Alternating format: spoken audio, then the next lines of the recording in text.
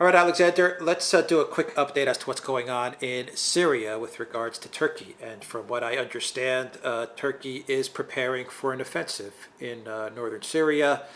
And this is targeted, they're saying it's targeted at the Kurds, but it's very complicated, the situation, very complex, because you have the Russians on one end and you have the U.S. occupation of Syria, of a part of Syria on the other end. And of course, I believe the U.S. is perhaps the strongest backer of the Kurds.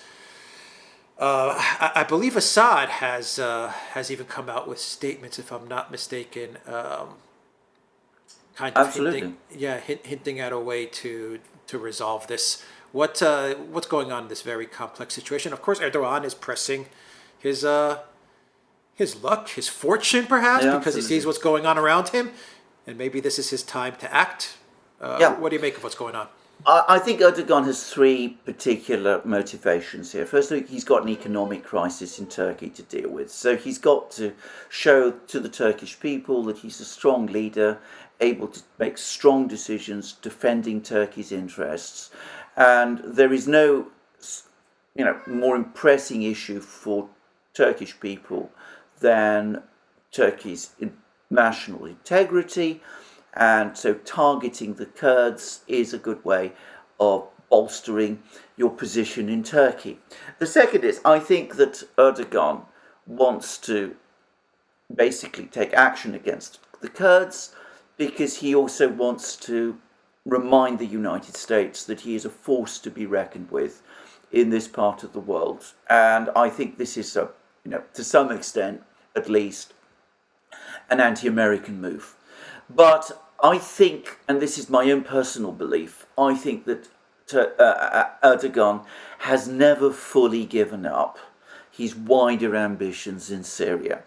And with Russia distracted, it was the Russians who were basically closing off his ability to make big moves in Syria. Because, of course, the Russians intervened in 2015 on Assad's behalf.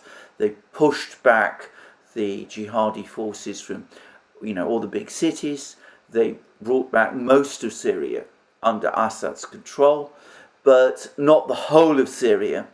And now that they're distracted in Ukraine, I think Erdogan says to himself, well, this is my opportunity. I previously backed the jihadi insurgency in Syria. Now that Putin is distracted, that he needs my help with Ukraine, which he does, I can take this chance, I can push my forces into Syria.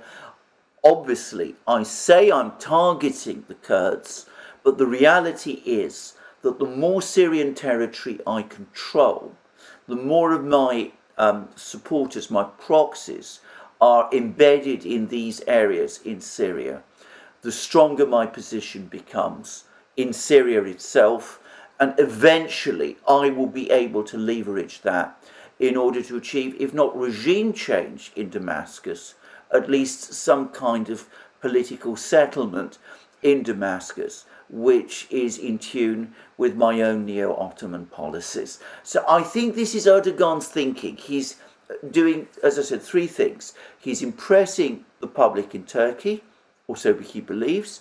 He's showing to the Americans that he's a major power, and that he's reminding the Americans that he's basically the big force in this part of the world, and that they need to deal with him. But thirdly, and I think this is his ultimate objective, he is strengthening his position in Syria, ultimately, in a way, in order to reach out and to leverage political change in Damascus. I don't mean by that he is intending to send his army all the way to Damascus, or that he's seriously thinking of reigniting the jihadi insurgency all over again. But I think he realizes, or he calculates, and I think he calculates correctly, that Assad's government can never be fully secure in Damascus until it gains control of the entirety of Syrian territory. And eventually, Assad and his supporters in Damascus will say to themselves, well, we can't do that through Washington, obviously. We can't really do that even through Moscow. So we have to talk to Erdogan in Ankara and come to terms with him. And that may mean that we may have to make concessions, which we wouldn't otherwise have done. So I think this is Erdogan's calculation.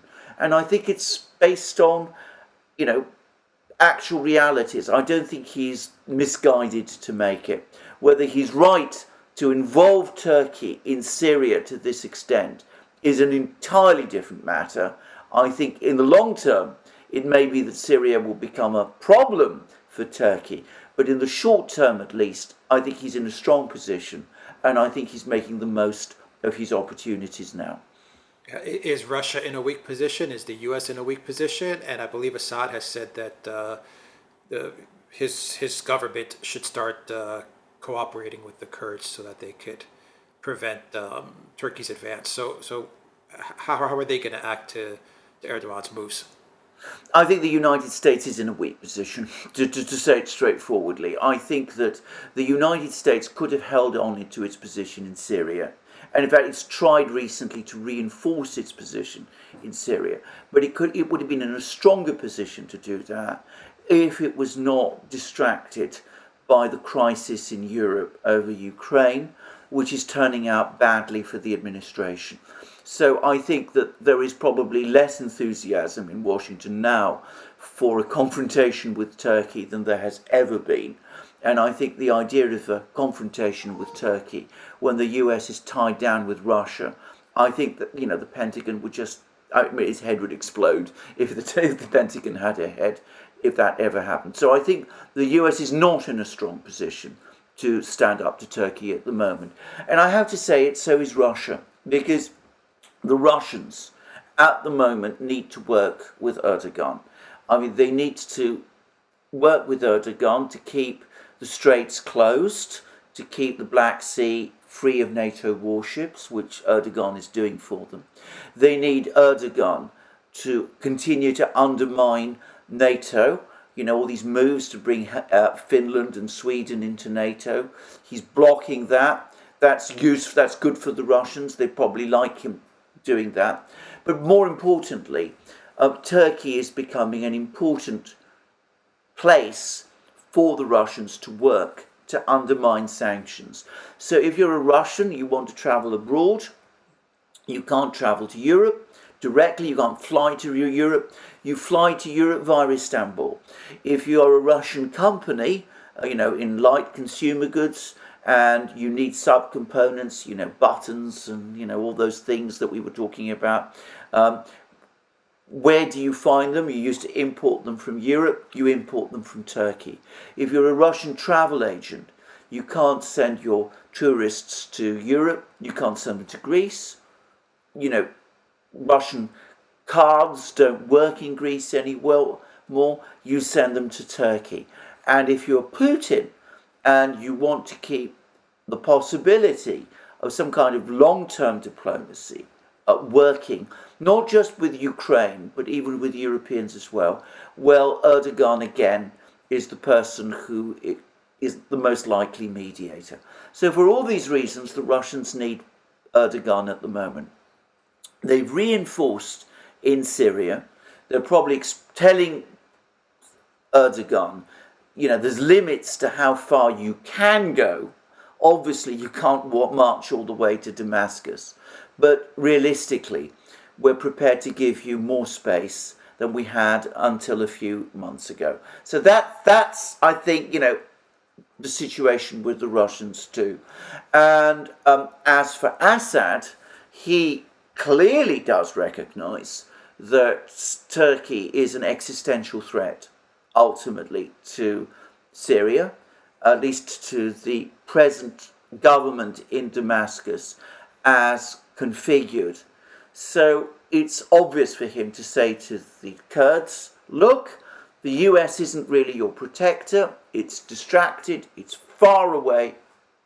If you're going to put up a fight, if you're going to resist Erdogan's forces, you need us. So do a deal with us. Now, he said that to the Kurds in the past. The Kurds have not understood this. They've willfully turned away from this. They've always preferred American promises to Syrian guarantees. one wonders whether this time the Kurds are going to see sense and are going to listen to what Assad is saying. My own view, by the way, is that if the Kurds saw sense, if they finally linked up with Assad, then that might be enough, given that the Syrian army is battle-hardened, is probably in better shape than the Turkish army is, though it's obviously a lot smaller. But perhaps if the Kurds were prepared to do that, and were prepared to link up with Assad, that might be a game changer. But they've shown consistent inability to do that up to now.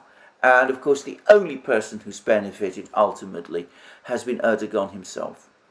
Yeah. Do you think Erdogan's going to make a move? Is this a definite? Oh yeah, I think so. I mean, I'd be astonished if he didn't. I mean, all the talk is that he is, all the indications are that he is, and I'm sure he's going to. I mean, this is an opportunity. He's probably saying to himself, this is the last big opportunity, the last big chance I have. Because if I wait too long, the Russians will solve Ukraine. He's not a fool, he can see that. And, you know, in 6 months, a year's time, they'll be in a much stronger position to say no to me in Syria than they are now. So I'm sure that I'm sure he will make his move, probably in the next few weeks. Is the European Union and the United States, are they going to sanction Turkey because of this invasion into Syria? Who knows? They're crazy enough to do that. Perhaps they will. I'm just pointing out the hypocrisy about what's about to happen. But anyway, yeah, we'll leave it there. The Duran.locals.com, and go to the Duran shop. Use the code GoodDay. Get 10% off all merch. Take care.